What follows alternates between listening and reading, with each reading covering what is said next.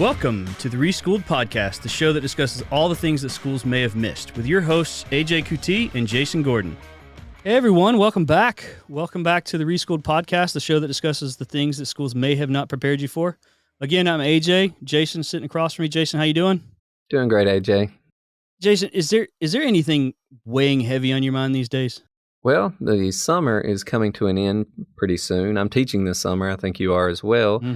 So going back into the fall semester, if based upon when you're hearing this podcast, we're still hopefully at the tail end of this pandemic. So we are going back to full live in-person classes in the fall. So I've been thinking a lot about that.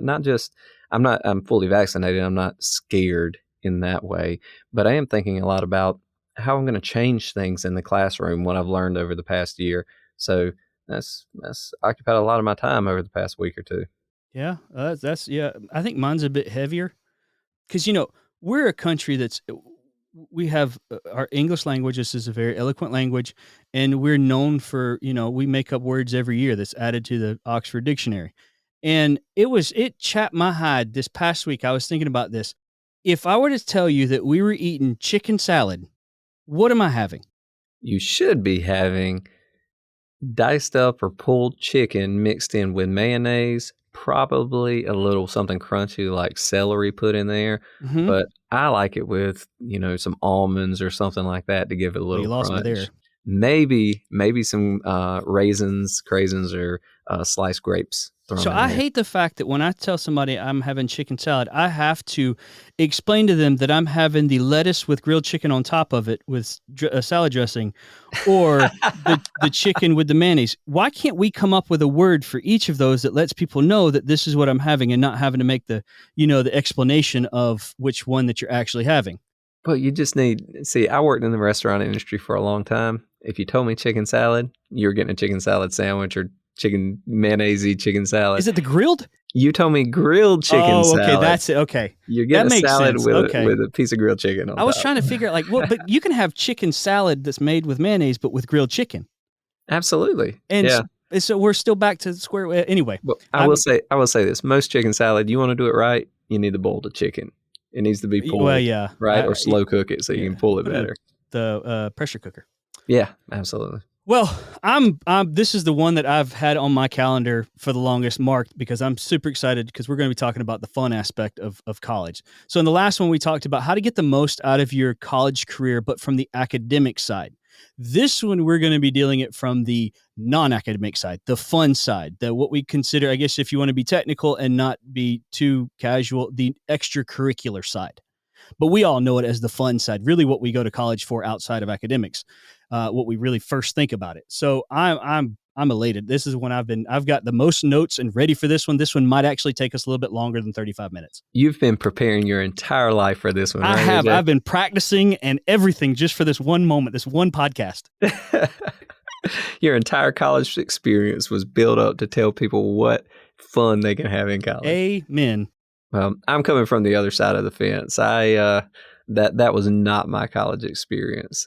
Well, it's gonna be a good show. I can't wait. Before we get to that, though, make sure to follow us on Instagram and Twitter. It's at ReschooledPod. Be sure to connect with us on LinkedIn. Follow us on Apple Podcasts, Google Podcasts, Spotify, or wherever you listen to this podcast at.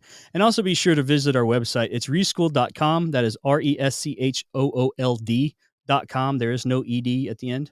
Go there, leave us a question. If you have ideas for future topics, let us know. And again, more importantly, please be sure to share with us any successes that you had going through college or in your life period. We'd love to celebrate that with you. Jason, do you have anything more before we get into the quick question? No, I just want to encourage people to reach out to us. Your communication with us we're going to be able to talk about the things that you're most interested in and give you some of the value which is the primary purpose or objective behind us doing this, to provide value to you. Yeah, don't be the student in the back of the class. Be the student in the front of the class that asks all the questions that everybody else, gets annoyed with. We want that. That's what we actually look forward to. Absolutely. Well, quick question, and the quick question is not much different than one that we had last episode, with just one extra piece. What is one thing, non-academically speaking, you would change or do differently about your college career? I would have gone to more parties. Yeah, buddy. I would have had more social interaction. I would have had more fun. And that was something I was missing. I regret it now. It's no going back, but, in retrospect, if I could encourage people to do something in that way, you're going to have a lot of people that are completely on the other side that need to focus harder on academics. I probably needed to integrate that more, replace some of the work, right? The job that I held and things like that with fun. Yeah, and I've said this on, I think it was one of the first podcast episodes we did was, I had a very interesting life growing up where my dad was very on the education side, and education's everything coming from his background and everything. My mom didn't graduate college. She didn't go to college. She just graduated high school. So she gave me this, education is everything, but have fun. Don't lose your life because you're so focused on it. So I had a really good balance. And I didn't go, I joke around. I didn't go to a ton of parties. Like I said, I had that balance. I was very blessed to be able to have parents that showed me the balance between education and academics to partying or, just going out or having that life.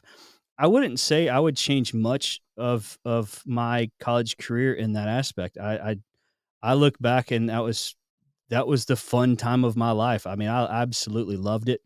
I mean, you have the freedom, you have I would okay, let me take that back. I wouldn't have spent so much money.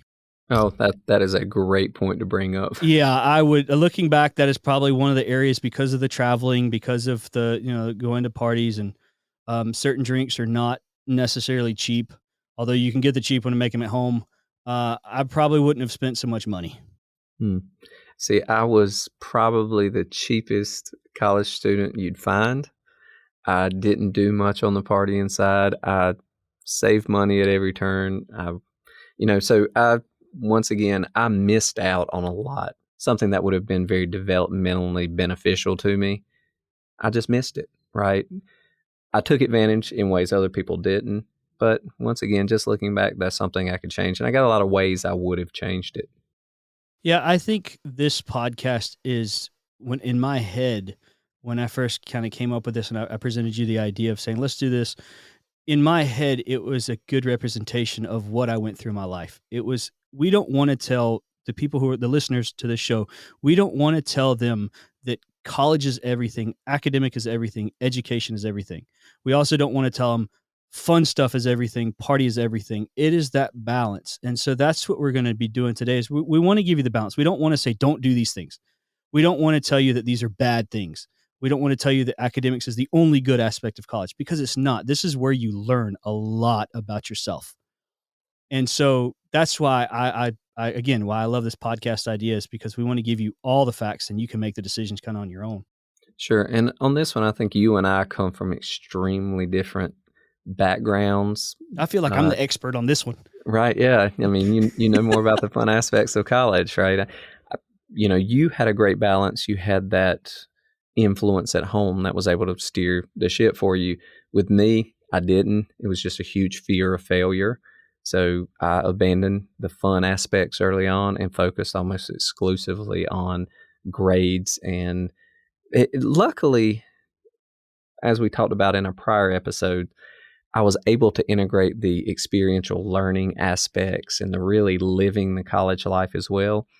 As I went through college after my sophomore year, I'd say I focused too heavily on just having money to sustain myself and do things. So I worked in restaurants and I spent way too much time doing those types of things.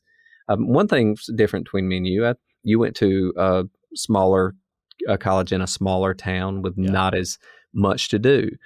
I went to a college in a party city, right? A food and beverage city, and where everybody works in restaurants, everybody stays in the going out environment more so than you would in other colleges. Okay, so I was exposed to that the whole time. So I had to fight that temptation and that urge because the temptation certainly was there. But there was also, again, that fear of failure, the lack of resources to pay for things, that type of thing that really reined me in and inhibited as much as anything my ability to take advantage of the fun things. Yeah, and what you just said, I think is very valid in an argument as to the way I approach this. And that is, I come from a small town with almost nothing to do. And so our fun is going to be completely different than what it would be coming from a party town. And so when you hear me talk about this stuff, you may be thinking I was the just hothead out there doing everything every night, didn't care about everything. I probably scratched the surface of what college students are going through at a party town because what I had to choose from was very small. So when I said I did a lot, I probably didn't do hardly anything compared to somebody that was in a big college town. I just Sure. know from what I have, from my experiences and the little bit that I had, I did a lot for that. But again, it's probably nothing close to what I would have experienced if I was in a bigger college town. Sure, and I saw the full panoply there. I saw the Greek life The folks who what? lived that. What'd you say? Is that another big Another word? one of those words. So, I mean, I saw the folks who really did have a ton of fun through college and didn't take the academic side very seriously at all. And then I was at the opposite end of the spectrum where I was in a college town. There was tons of temptation, but I was not able to take advantage of that the way I would have liked by virtue of focusing too much on the learning experience. And I don't want to say too much. I just didn't balance it Sure. correctly. There could have been a better balance. Well, before we start talking about some of the individual fun elements, so before we get into the main topic stuff, let's just see if we can list as many ideas as we can come up with for non-academic things that you can get the most out of college with, just to show that the opportunities in college are vast. Would you agree? Sure, absolutely. Let's do So it. the first one to me is student organizations. I can't list all the student organizations. There's too many of them. You got things in the business school. You got things in the individual majors of business schools. You've got all those kind of things. There's so many of them, and that's just the business school. They have them all over in different schools as well. Absolutely. So there are interest-based student organizations. There are career-based. There is community service-based. Hobby. There is hobby, religion-based, Yep. philosophy-based, exercise, sports affiliation-based. Student organizations for just about everything you could want to do. And if they don't have one that you want to do, then you can make one. Absolutely. Schools are very receptive to that. You want to start a club? Go start a club because and they'll give you some money to do it usually. Absolutely. Again, he kind of touched on this athletics. So you could either play a sport for the school as a sanctioned sport for the school, or they also have intramural sports. I know I did both of those. I think Jason, you did both of those, correct? I didn't play a varsity sport in college. I played intramural sports, various different intramural sports, and they had athletic days and things like that where they had these fun things you could go out and do. And I did take part in that, and I would say those are some of the most fun things I did in college. Another big one is Greek life. Were you a part of Greek life? I was not. I did know some people who were part of Greek life, but one thing about being in a food and beverage town, it actually diminishes the presence of Greek life or the influence of Greek life. You take some universities that have a big, partying preference. Well, they're going to have strong Greek life organizations because there's less to do on the town. Mm-hmm. But when it comes to these tourism-based food and beverage cities like where I went to school, there's so much to do in terms of establishments like, bars, restaurants, venues, things like that, that it takes away from the need for organized societies to have fun, which meant less people joined these organizations. Yeah, I wasn't officially a part of a Greek life. I wasn't officially part of a fraternity. Although I did spend a lot of time with the fraternities because we were a small school and I had friends in all of the Greek life and all the fraternities. And I went through Rush. I went through Rush because I knew at the end they did a bid day, and that's where you got a lot of good food. And so I went for the free food. But I didn't actually join a fraternity because I didn't want to say that this group of friends was any better or worse than this group over here. So I just decided just to keep it, on the even playing field. And I went to all the parties and I still had fun with them. Still did a lot of stuff. Obviously, I didn't do all of it because there's stuff that only members only could do, which was fine with me. But Greek life is a big part. I think you mentioned health and fitness centers. So a lot of them have gyms that you can go to, or they have classes that you can attend to, either yoga or Pilates or whatever. That's a whole nother story. I went to a Pilates class to I thought I was going to impress the girl, and the girl ended up being the Pilates instructor. And so when you're dying in the corner because you can't breathe after the warm up, you just might as well forget it. You didn't impress her. That's hilarious. Yeah, it was bad. A lot of schools have concerts that they put on for students. They bring in artists to have concerts, and it's free to the students.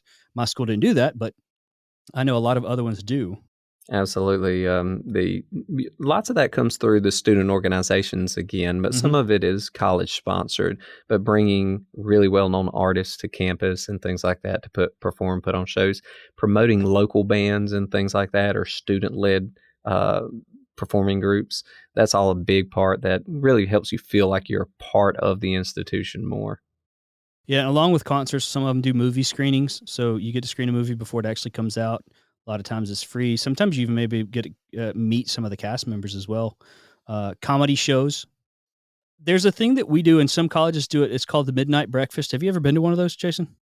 I did a couple of times throughout college. We actually had one a couple of times in high school type thing as Oh, well. wow. But go ahead and tell me about your experience. So, for those who don't know what midnight breakfasts are, those are breakfasts served at midnight, and it's usually around finals week because so many people are staying up late to study. So, this is just a way to give you something during that study break, give you that break, so that way you can, one, eat, it's free food, and two, kind of de-stress over the issues of having to study for the final exam.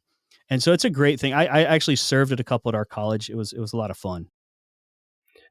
And I can say, there's a lot of benefit there. The reason I didn't go to those is because I was usually pretty prepared, so I didn't have to cram in too much right there at the end, right? I mean, so everybody's staying up till midnight studying, and I'm fast asleep. Oh yeah, I hated you. I was the one that stayed up till my class was at 8, and I was still studying at 7. Oh wow! So you pull the all nighters. Oh, I pulled all-nighters. I was the king of all-nighters. I can say with all honesty, I've never pulled an all-nighter, not in undergraduate, not in graduate school, not law school, business school, none of those. I never Nerd pulled alert. never pulled an all-nighter. That just was not my Oh thing. man, I was the king of the cram. In college, I was so mechanical. I went to bed every night at 11 o'clock and woke up every morning at Holy 6:55. crap. I didn't need an alarm, Oh my goodness. I but know. I could fall asleep standing up at 11 o'clock. I used to. So while I was in college, because again, I was in the same town as my parents, so I just lived at home.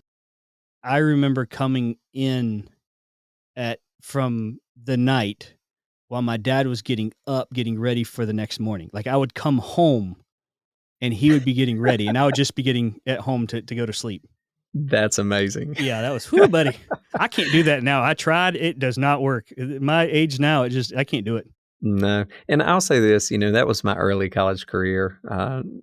Junior, senior year, I was working in the restaurants and you stay up really late at night. So everything changed. And honestly, I was doing it mainly for the money, but that's its own environment. So that's one thing about college too. So many students, particularly after their first year, work, and not just a little bit, they start to Oh work yeah. a lot. Well, oftentimes the people you're working with are college students, and that can be a great social group for you as well. Yeah, that's the beauty of college is everybody has their own thing that they go after. So you're either the student that's really going after the grades, or you're the student that's just going to have fun. You're the student that's working. You're the student that's very structured, like you. You're the student that has no structure whatsoever, like me. And it's just this hodgepodge of different personalities and different ways that people put priorities on things, and they all come together and they coexist in this biosphere of college. Yeah, absolutely. And one thing we see down south, and I just got to mention this before we jump into move on to the next question in the topic, was down south college football. And that Hey, is the hey, social center around everything, right? Even go colleges, dogs. right? You're a Georgia Bulldogs Ah, fan. yeah, you better believe it. And so even at colleges that don't have strong sports programs, these students will collect together, right, as a group and go to the big state school, to their football games, to their down south, it's mostly football. You start getting up in North Carolina, Virginia area, they start caring about basketball Oh, a yeah. lot more. So Well, do you feel that some of these quote unquote fun elements are more helpful in terms of your future than others? So I'll give you an example. So like you go out hitting the bars at night, that's really not going to do much for your future other than just take money away from your wallet. exactly, yeah, that's not a very beneficial pastime. Granted, it's fun, but It not is a lot of beneficial. fun, but it is not going to help you career wise, personal development. That's questionable, right? Is there one that's better than others? Definitely. I would say it's the. I didn't do Greek life, so I can't really compare that, but I have heard things from people, and I think you might be able to talk more about that because you had so many friends in Greek organizations. But the student organizations, right, where I was involved in all of them that were around international culture. My best friends, I'd say in college, other than a couple of people I grew up with, were all international students. So that was a great source of camaraderie. It was a great source of learning for me because when I was a Spanish literature and culture major, being around people from other cultures was absolutely instrumental. It was essential to me really getting the most out of my experience. You can only get so much from reading books, from reading texts, from watching movies, things like that. Interacting with people from different areas of the world, learning about their points of view, trying to learn their language, right? Things like that. That was the best. That was really a consummate learning experience. Yeah, before this episode, I actually texted a couple friends of mine to ask them, from their perspective, because one was in a fraternity and one was in a sorority. What would they say is the biggest benefit that they got from being in Greek life? And so my buddy that was in the fraternity said that it did help him with his core values, but for him it created these strong friendships that were lifelong because they went through common struggles and experiences together. So, for those who don't know, there's typically a week going into initiation. It's called Grunt Week, where you go through misery. They wake you up at certain times. You have to clean this. You have to do these things. Now, granted, it's not hazing because that's not right. You're not supposed to haze, and I don't believe that they should be hazing. But there is a level of making somebody go through some tough times, or making a group of people go through some tough times together, and then come out on the other end closer than ever before. And that's going to create those relationships that's going to last for a lifetime. And also with the my friend who is in the sorority, uh, she mentioned that it helped her learn social and communication skills. The idea that you're thrown into a massive group of strangers and have to learn to communicate and be friendly and up your people skills and be able to read people really helped her. It really came from being in that sorority. She was able to do all that kind of stuff. I'll definitely echo that one. I wasn't involved in that, but I get lots of feedback from employers because I work so much with students with internships and career development stuff. Probably the number one skill that employers are looking for among students. They assume that they can teach the students the technical skills. It's the communication skills, the ability to relate with others. And when it comes to creating opportunities for yourself, right? Whether that's meeting people and getting a referral to a job or getting along well with the people in the work environment so that they like you, because we know that your ability to associate well with your superiors is the number one factor of whether you'll move up. Yeah. If it's more important, your ability to socialize is more important than the quality of your work. And that's a really sad thing, But it's for reality. people who, yeah, it is a reality, right? So if you put yourself in a position, whether it's Greek life or whether it's student organizations or whatever, where you really get the opportunity to be around a lot of people, to socialize with them, to understand different people's, I don't know, how they interact with others, how you communicate well, that is going to provide you an immense amount of value later on. Yeah. One of the things we do at my camp that I teach at every summer is we do this thing. We call it a rap session. Or we used to call it a rap session until people started thinking we actually rapped. But it's a time where we talk about hot button topics. And what it does is a lot of times the students think, oh, this is just, we're going to go through and give our opinion. But they don't see the undertones right away, in that what we're doing is we're in a big group of people that all have different opinions. And it's showing them that you can disagree with somebody and still not treat them differently. You can have all different opinions and still coexist and still treat them as a friend and still be great friends with them. Just because you don't agree with them doesn't mean any of that has to stop. And so, yeah, I agree with it, that with it from the fraternity and sorority side of it. I do think you got that, because you're not getting all the same people. Everybody has their own uh, religious affiliations. They have their own political affiliations. They have their own, it's just it's a hodgepodge of different personalities and different beliefs, and Absolutely. you learn to coexist with them. Another one, I will say this, and I think you're going to agree with this. I think you'll appreciate this. And I didn't think about this. She says that the other thing is that it offers leadership opportunities and community service opportunities, which never hurts to have experience and broaden your horizons in either one of those. I agree with that 100%. I never had that opportunity through the organizations I was involved in. I was a member, not a leader, but I saw how much effort people put in there. The first experience I probably got in that regard was when I was in the Army. And then there was a lot of that where you are the person organizing and in charge of different groups, right? And I realized that a lot of people did get this similar experience in college. When I got out of the Army, I went back to business school afterwards. So that was when I was in student government. That was when I took on a leadership role. And of course, that came a lot later. I was 30 years old when I undertook those leadership roles. But I started to see the value of what I could have gotten if I would have done that earlier in college. So now I'm a huge proponent of it. I think it's extremely important. And you don't have to be the most vocal, the most social type of person to have a leadership role in an organization, right? They need all types. You just have to be dedicated and want to be a part of what they're doing.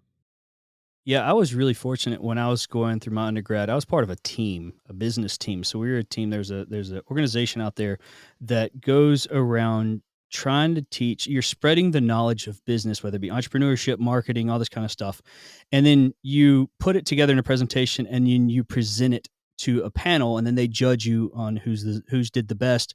Were you creative in it? Or how did you keep up with your numbers, your analysis of how many people you've affected or impacted, all this kind of stuff.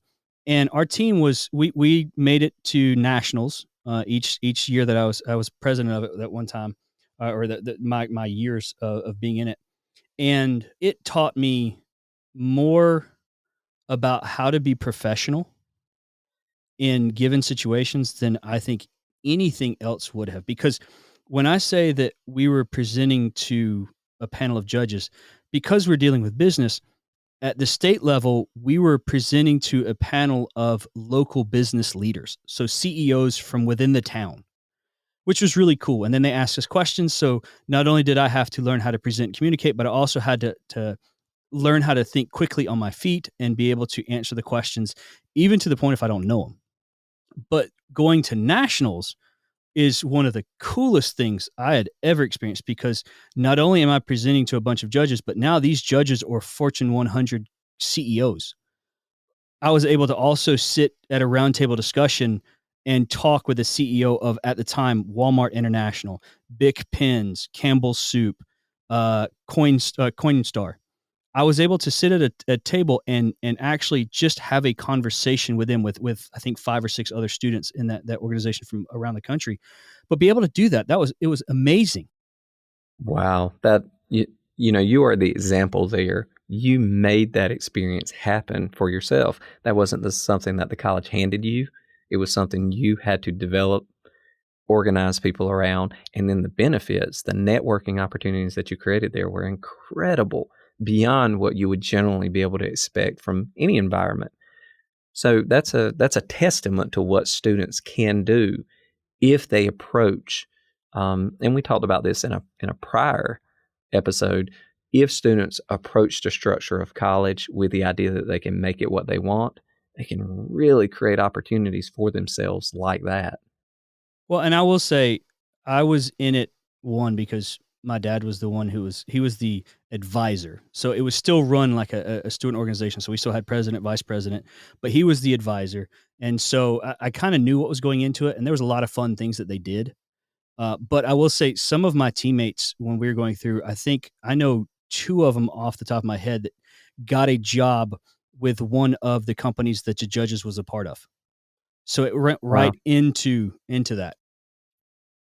Well, and we're running a little over time right now, but we can run the show, so we can go a little over time because I think this is such a good topic. What are the most uniquely fun elements of college? Like, if you had to say what's one or two things that's just the most uniquely fun, what would they be? Meeting interesting people. Okay. Number one, above everything else, meeting interesting people. Number two, doing things you haven't done before, whatever that is, whether you come from a partying background and you haven't done some of the outdoor adventure or sports stuff, or vice versa, or whatever that mix is. New people, things you haven't done before. I have two as well. One is really outside the box, and one of them is pretty straightforward. The outside the box one is the scheduling element of college. Being able to create your Interesting. own schedule is fun because you can create whatever you want. If you want all your classes on Tuesday and Thursdays, then you can do that. Especially as you get into upper level of your college, you can do that, and then that means you have Monday, Wednesday, and Friday completely off, and you can go to work or you can do whatever. And so that to me was probably one of the most, again, outside the box, most unique, fun elements of college because it wasn't structured like high school. It wasn't 5 days a week. Autonomy is one of those major growth elements, Mm-hmm. and I've seen the full spectrum of that as well, from students who are highly controlled still by their parents to students who had absolutely no parental input. I think, and we'll talk about this whole aspect of autonomy and things like that in a separate episode, Sure. but that's very important. My other one would be the idea, and we said this before with student organizations, where if you feel like there's something missing, you can create it yourself. Like if there's an organization that you can't find on campus, you can just create it yourself. The same thing goes with just opportunities in general. I learned quickly that if there's something you want to do, and this is probably not this is not going to happen everywhere, but it's just kind of a unique situation too. But I like to travel. I've said that before on past podcasts. I like to travel.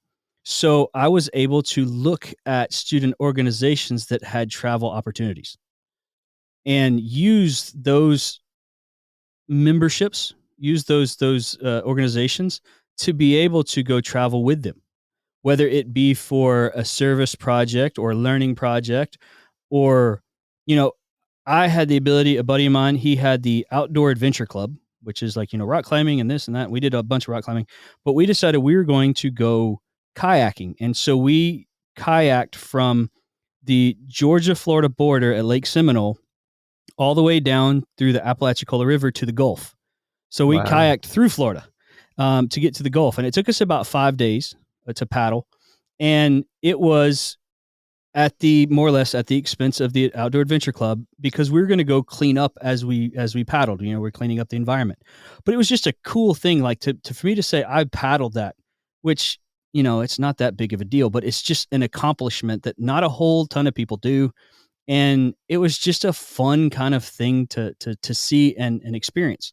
And so, yeah, that's probably the other one. The fun element is you can typically get whatever you're looking for out of something in one of the organizations, whether it be travel or experience or service or learning, whatnot. Well, you're certainly a testament to that. You made the most of your opportunities in that regard, I would say. I try to get the most with spending the least. Smart man. Less? That's awful. That was bad grammar. The accountant in Yeah, you. exactly. What do you think is the most missed or underutilized source of fun in college? That's a tough one. Student interest groups. Okay. That's the most underutilized. So many people have interest and they just don't, either they aren't able to, or they don't put the effort to arrange their schedule, time, and resources to allow them to take part. And whether that's, like you said, travel, whether it's, like I said, cultural exposure and awareness, whether it's having fun playing sports, intramural sports, attending sporting events, things like that. All of those, like I say, many people take advantage of it fully, but so many people could do so much more in terms of things that they would really, really enjoy that would also contribute heavily to their education. Yeah, I probably if I had to pick one, because the problem is that they're not really underutilized or missed as a total, as a whole, because colleges do a very good job at advertising these things. Like, here's what's coming up, here's what's coming up. But if I had to pick one, I would almost feel like it's the volunteering opportunities, because I feel, at least from my experience with my students, as many of them come up and ask me, "Well, if I go to this, do I get extra credit?" Or if I feel like they're doing it for the wrong reason. They're doing it for the purpose of trying to see if they get extra credit from one class, or for one class or another, versus the actual what they're getting out of it is the volunteering side of helping someone and being able to, one, put that on a resume, and two, the service side of it. That, I mean, there's a lot of stuff that you get from it outside of just, oh, I got to do some kind of work or something like that. And so I feel like that's almost the underutilized, mainly because of the expectation of getting extra points or extra credit. Also, as a caveat, I understand that everybody's schedules are different. Some people can't do that. I'm just saying, from my experience, it seems like that would be the most underutilized. That makes sense. Absolutely. Last question: should fun be the guiding force for whether or not you go to college, and where? The solo guiding force? No. Okay. Should it be a factor to be considered? Yes, particularly when that's something you need to be a contented person, when it fits well into the personal development goals you have and the path you want to take. I think so. I would agree. Should it be just the primary force? Probably not, because it still is an institution of higher learning. And while fun and diversion is a part of that, right, it still has to be balanced with other things. And much of that is your development as a person. So it has its place in the mix, but it shouldn't be the driving force. Well, I would agree with that. I mean, I don't think it should be the holistic decision maker, but I do think it is important. I mean, if you're going to be miserable in college, you're not going to learn anything. I've always said you're going to learn the most when you're having fun, even in class, That makes sense. You're more engaged. We know we retain things better when we're engaged by it. and not hungover. Yes. Um, I said that was the last question, but I do have a follow up, because I do think, kind of to back up on that, because again, I'm from the accounting side, so mine's more of the financial side. Since you said yes, that you do think it should be a part of it, do you think that the fun aspect is justification for the potential extra costs in college? That's a really good question. Because it's part of the mix, and you say, look, I need that big college environment, which means I need to go to the premier state school, which is more expensive than your regional state school, right? That type of thing. Or you really want that level of exposure to higher level thought that you're going to get perhaps at an elite private school, just the opportunity for societies that have their focus on academic exploration more so than you're going to find at some other schools. Could it be worth the cost? Well, there's a lot of definitions of what you call fun. So if that fun translates into what you need developmentally as a person, then I think the answer is yes, right? You're Yeah. paying for something that it can be an ultimate value for you. Not just are you going to make more money in your career, right? How some people argue. College has more meaning, it has more purpose than that. So a qualified yes. Yeah, I would agree. And again, it goes back into, what do you consider fun? Because fun doesn't necessarily have to mean that there's no return. We said before, going to the bars is this really only going to affect your wallet. You're not going to get anything lifelong skill, probably, from going to the bars every night. But you can still have fun and still get a return on that extra expense that comes with going to a college with that fun, that's going to promote and propel you into your future. For example, if you go to a college, a bigger college that has a good Greek life, a big Greek life, then you're going to be able to gain something from that. If you go and go to a college that has a good student organization. You're going to gain something from that, whether it be skills or whatnot. There's a lot of those kind of things.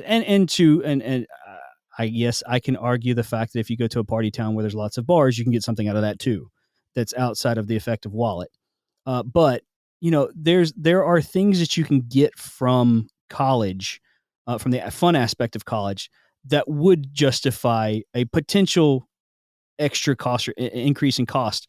It's just a matter of what is that increase in cost. I mean, if you're talking 2x, then I don't think you're going to get that back. Some major colleges where you're going to go, for instance, UGA. So we teach at a smaller college. It's a fairly new college, but we've always promoted our college as the cheapest college per credit hour in the university system of Georgia. I don't know if that's still the same. I don't see if it's still, I think it is. No, that's still accurate. Yeah. Okay. University of Georgia is a higher cost than us, but they have one, name recognition. They do at least speaking from the business side, because that's where I went to grad school. So I got to experience, they do a phenomenal job at job placement and helping you get your career and all that kind of stuff. So there is a return from those kind of things on top of the fun aspects that you're getting from that college. So again, it's just a matter of what you want. And if you can afford it. If you can't afford it, then just go to a smaller college and then maybe go to grad school at a bigger college. Yeah. Again, part of that mix, what you ultimately want, right? Can that fun aspect be integrated in there and make the collective package worth the cost? Well, that's it. I hope we didn't make you late for class if you're listening to this before class, because we've gone for 42 minutes now. But I love this episode. This was a great episode. And like I said, it at least I felt like more of an expert on this one because this is what I had. The next episode, we're going to be talking about choosing a mentor. We've said this many times on other podcasts, the importance of having a mentor and helping, getting a mentor to help you succeed through life. So we decided we're just going to make an entire podcast topic on that. So we're going to be talking about choosing mentors and the importance of having one. But before we get going, Jason, do you have anything else to say? Just remind everybody out there that's listening, please get your questions to us. Get those topics to us, things that we'd love to talk about on the show. We'll address them right here. We probably have opinions. If we don't, we'll develop one pretty quickly. Yeah, we're the masters of our own opinions. But other than that, y'all have a good one. Goodbye. Take care. Thanks for listening to the Reschool'd podcast. Be sure to head over to reschool'd.com for news and other information on things we're getting into.